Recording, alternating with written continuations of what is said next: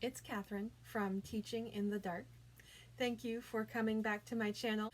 On this channel, you will find videos all about teaching ESL online, adapting to life as a legally blind person in a sighted world, and generally making life awesome. Because, life should be awesome. Today, we are going to talk a little bit about how I adapt to teaching online with my eyesight, such as it is. Certain things I've had to just adapt to suit the way I need them to be. And so today we're going to go over that a little bit. If you have a visual impairment and you are also an online ESL teacher, please drop a comment below. Let me know. I would love to connect with more of my fellow teachers.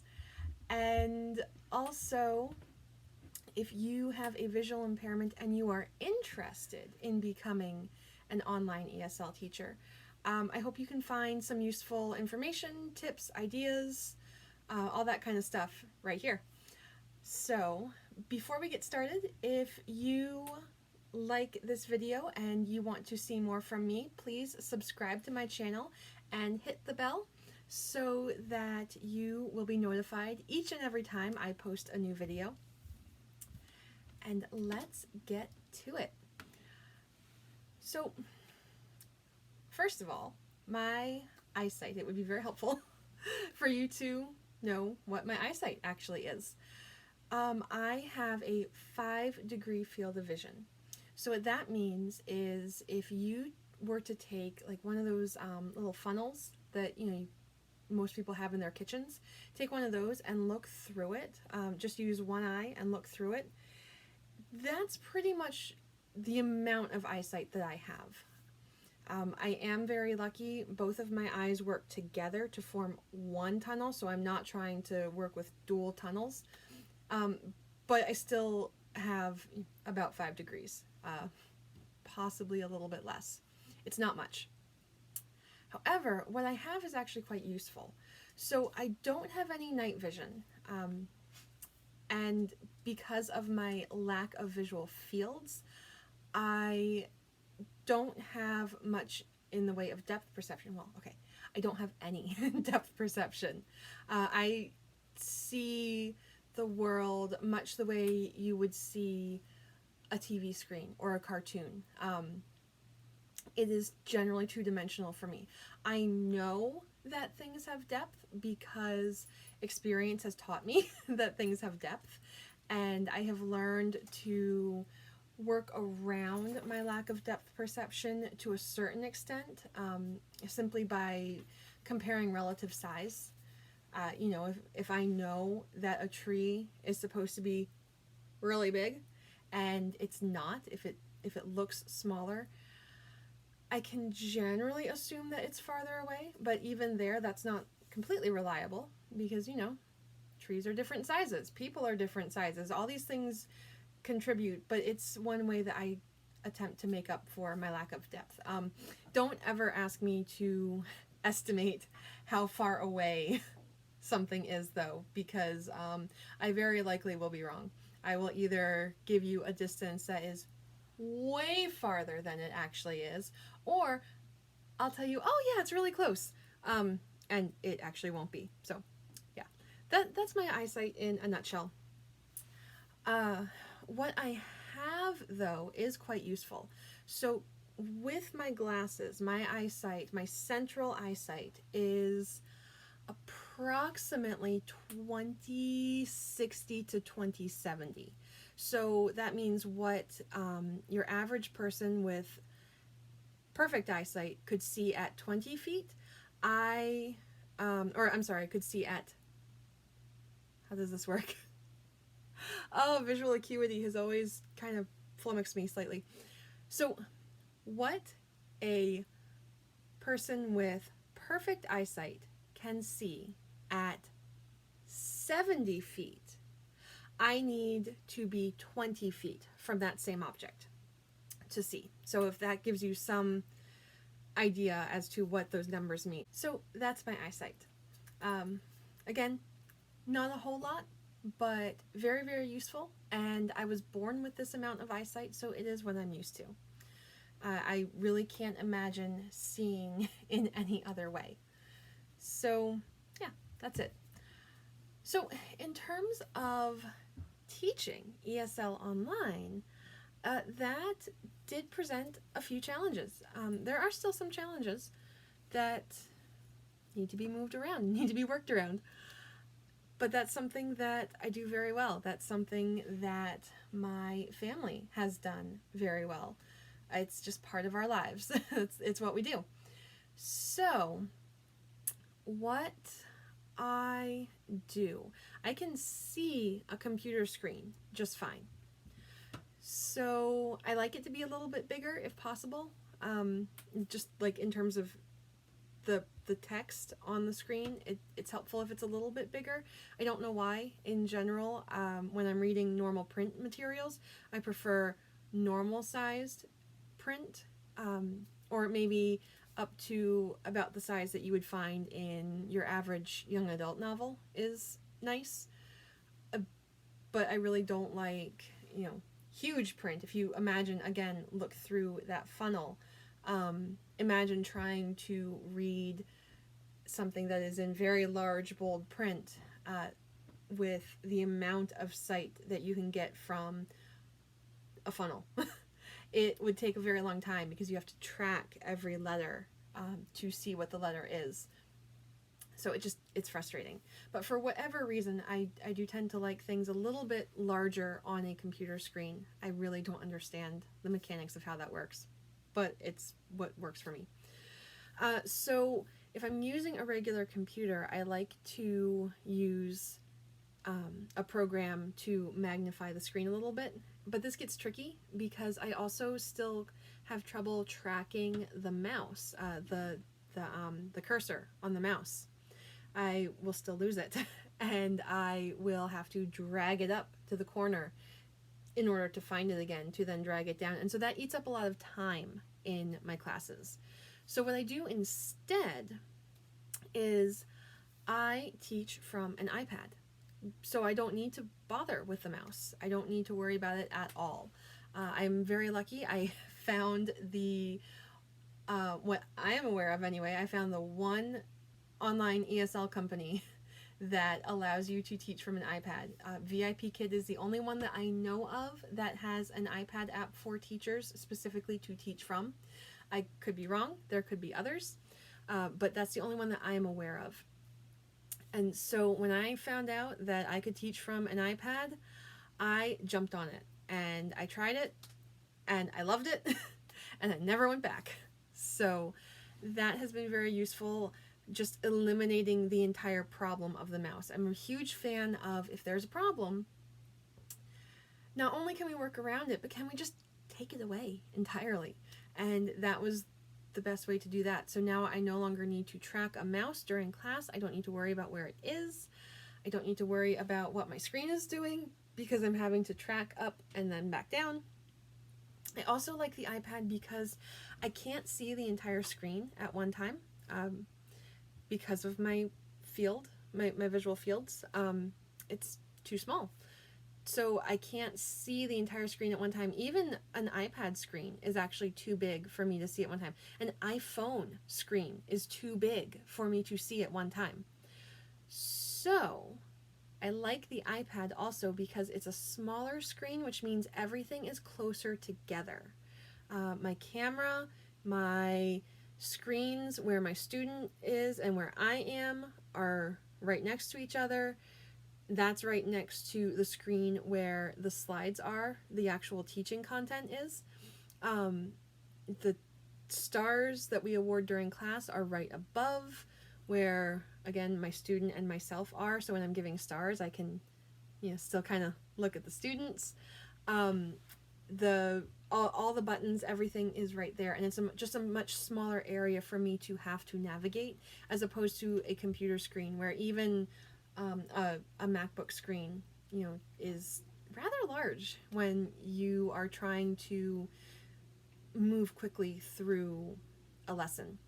So for me, the iPad has been the biggest adaptation and the biggest help in terms of really being able to teach effectively and to teach in a way that is comfortable and not super stressful for me. The other thing that I have noticed is that seeing the timer can be difficult. I have bifocals, and in order to not have my students looking at my nose, which you can see from that is not the most pleasant view the entire class. So in order to avoid that, I typically look through the top part of my glasses, and sometimes that means that I misread the timer. And I have accidentally stopped class at 22 minutes rather than 25 minutes because I misread the timer. So instead of looking at the timer, I know these are 25-minute classes, and so I know what time we should be at any given point in a class. So instead of looking at the timer on the screen, I use my watch. This is an Apple Watch, and for me, the watch face that I have active right now, you can see, there it is. The numbers are really easy for me to read. It's a good contrast. I really like the white on black. It's very easy for me to see, very easy for me to read, and I can just glance quickly down at my watch during class to give a quick check on where are we. Those are my two biggest adaptations in terms of technology. It's very helpful. Again, just in general, eliminating problems wherever possible. It's something I do in general. I just eliminate problems, you know, when you come up with one. If seeing something is, or not seeing something is causing a problem, well, just gonna get rid of that particular problem. And it's not always possible. There have definitely been times where trying to eliminate that visual problem just isn't working. And so sometimes I really do need to just deal with it, or practice to get better, or, you know, just accept that it's going to be something that I am not as good at. And it's okay. It's okay. And sometimes it takes a while to get used to that and to be okay with that. Something else that I really needed to work a lot on when I first started was my camera frame. Not so much placing the frame, because once I have everything set up, I tend to just leave it for ever and ever and ever, because then I don't have to stress about it again. But in making sure that I am in frame, it's, you know, really not okay if the teacher is out of frame like this. That's really not okay. It's fine if the student is. They're not expected to have a professional setup or anything, but I, as the teacher, need to make sure that I am in frame and visible to my student at all times, or at least as much as absolutely possible. So that took some practice. Just, again, like when you're doing this kind of thing, if you can't see yourself very well, or you can't see yourself all the time, you need to learn. How long are your arms? Where are you in space? Where are you in your classroom? For me, that's actually very helpful, is having that reference point of my physical classroom. You know, how close am I to my desk? Oh, I'm very close. How far away from my desk am I? I'm farther away. Oh, nope. I just backed into my wall. Okay, I know if I need to do something where they need to see more of my body, to see bigger motions, then I know I need to be all the way back here, because you can see more of me back here, and you can see, like, if I put my hands up or down or out, you can see a lot more of that because I am farther away. And as we talked about earlier with my my perception of depth perception, the smaller something is, the farther away it is. So if I am farther away from my camera, I am therefore smaller. And so you can see more of me, which means I have more room to do what I need to do. If I come closer, I am bigger, and I fill more of the screen, which means you can see my face more clearly, and you can see my mouth more clearly. So if I'm trying to get a student to see how my mouth is moving for a particular word, I will come closer because I am bigger and fill up more of the screen that way, and they can see the details of what I'm trying to get them to see more easily. So it all depends on what you're trying to do, but learning all of that definitely took some time, and sometimes I still struggle with that a little bit because it is a little bit more abstract. I don't have physical walls on either side of me telling me to stop moving. So sometimes I do still get a little bit out of frame here or there. I don't think I've ever gotten to the point where like half my face is missing, but you know, sometimes a shoulder or something is a little bit off center. And we work with it. It's fine. It's fine. It works. But that took a little bit of getting used to and some figuring out to really understand my space and where I am in relation to the camera. That took some doing. That took some practice. One nice thing though, one benefit of not really having a whole lot in the way of usable eyesight is that when my students' cameras are malfunctioning or there's something going on with their video feed, I don't need to see them to be able to still teach them because I can hear them. That's really nice. I've seen a lot of people on Facebook talking about how, oh, my student's camera went off or never came on, or, you know, I couldn't see them and it was really hard to teach because they were, you know, below the camera or off camera and I just couldn't see what they were doing. That's really not something that I rely on at all. I can hear the sounds that they're making and correct them in that way because I can hear what they're saying. And for me, those sounds are very distinct and very different. And so I can hear if they're saying la instead of the. I don't need to see that their tongue is going in between their teeth to make the th sound because I can hear it. I can hear that it's not there. When they do get it right, I can hear that it is there. I can very often hear the s.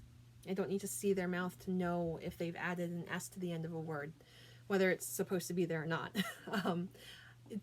There are a lot of advantages in that way to not relying on eyesight while teaching, because internet is finicky and funky and sometimes things happen and you can't always see your students, and so it's very helpful to not need to rely solely on seeing them and seeing what their mouths are doing. It's also very helpful when they get distracted or if they just aren't in the mood to pay attention. I've had students purposely put something in front of their camera so that I can't see them. What they don't know is that I can't see them very well anyway, and so that's not how I'm gauging whether or not they're paying attention. So I can hear it in how they respond to me, and I can hear a lot of times if they're being noisy, especially. I've got some students who will just make all kinds of noises all through class, and you can hear that they're playing with toys, or they'll duck off screen, and I'll catch them. And they're like, what? How did you know? I don't necessarily need to see that they're looking down to know that maybe they're on their phone or that maybe they have another tab open and that they're distracted in that way. Because I'm not looking at them for that reason anyway. I'm looking at them as just part of polite conversation, but I'm not actually looking at them to really gauge their level of attention or anything, because I can hear it in the way they respond. So in that way, it's very nice to be able to have that benefit of not needing the cameras to always be working or not needing the students to be perfectly in frame, to be able to know what's going on and why they may or may not be distracted or why they may or may not be answering me. That's very useful. So the final thing I want to talk about is props. When I first started, I heard a lot about 2D props, and while I agree that 2D props are very useful, they can save a lot of money, they can save a lot of time, they certainly save a lot of space. For me, a lot of 2D props are not super useful simply because they all feel the same. And if I am looking at the camera as I am right now, I cannot see anything around me. I have absolutely no peripheral vision whatsoever. I am looking at my nose on the computer screen, and that is what I can see is my nose.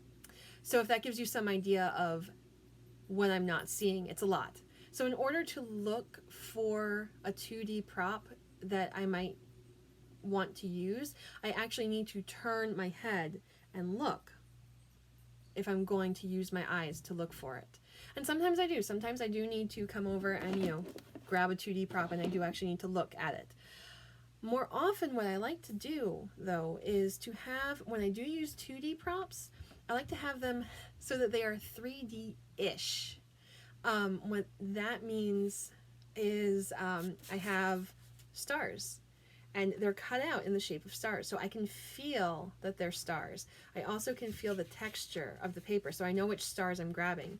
I know that I'm grabbing a glitter star in this case because I can feel the rough texture.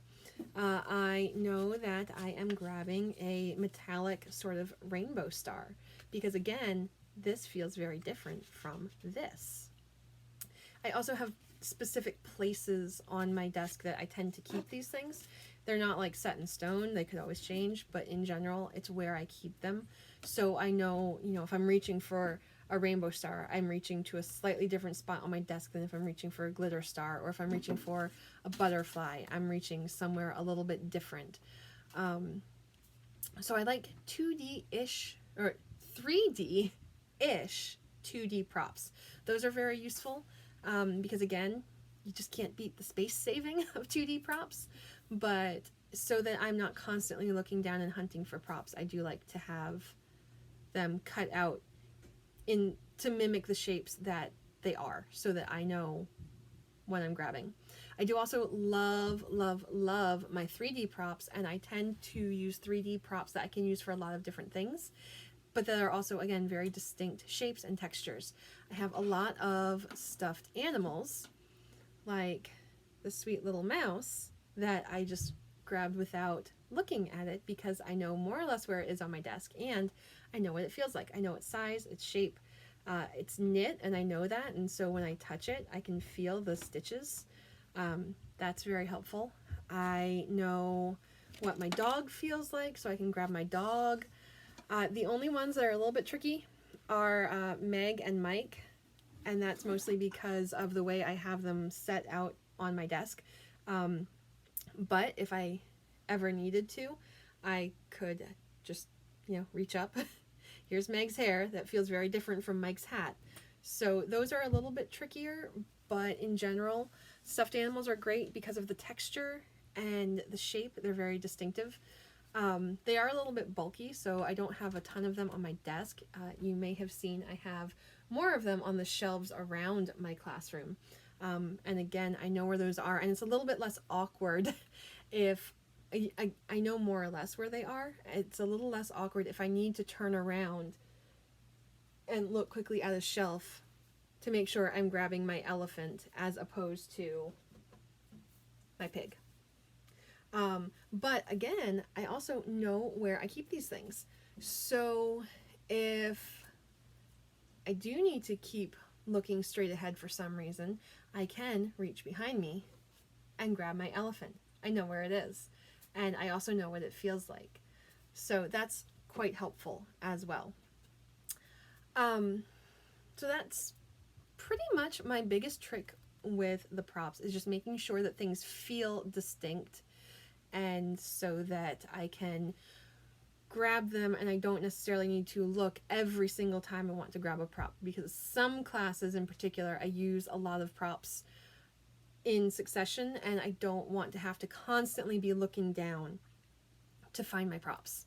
The other thing I really like to do, just to keep my desk clear, is to use Google Slides. I will grab my phone and I'll have Google Slides on there. I might not use it for every slide that is available, but I will use Google Slides.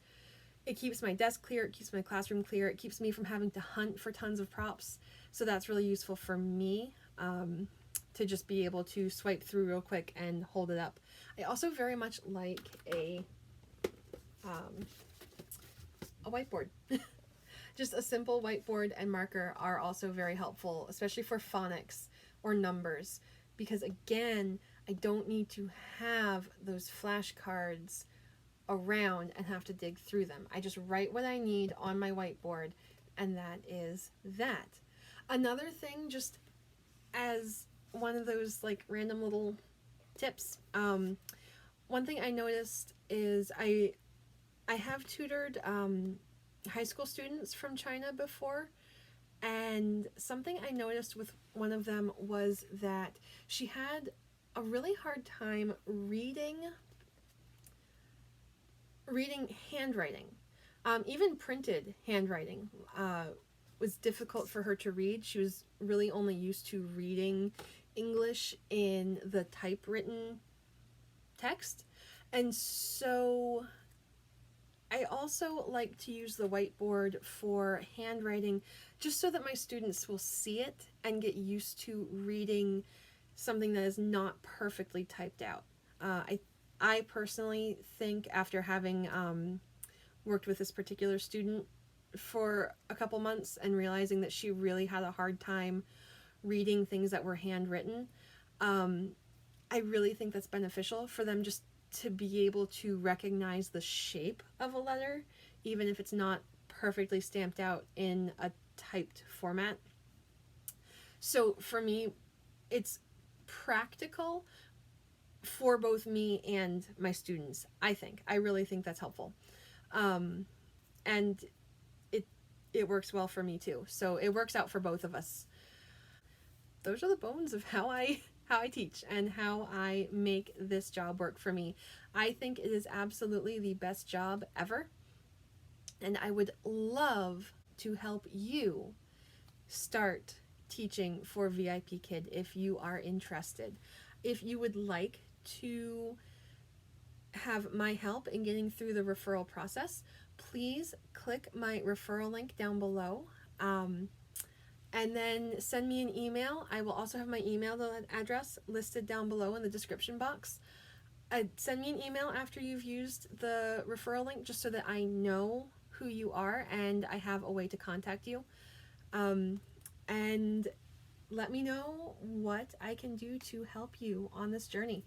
Before you get started, check out this video on the pros and cons of teaching for VIPKid. We've talked a lot about how to make it work as someone with a visual impairment, but just in general, there are some pros and cons.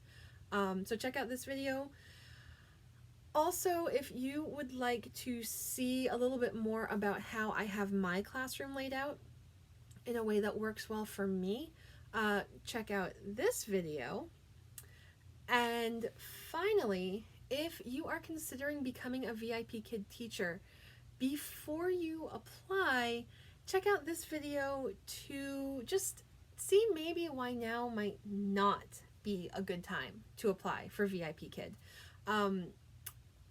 And also why now might be the perfect time. It really depends on you and your situation, as with everything, but it's just more information, and more information is, I think, a good thing to have. So those are my tips and tricks and adaptations for teaching as a legally blind teacher on this particular platform. I hope you found this helpful.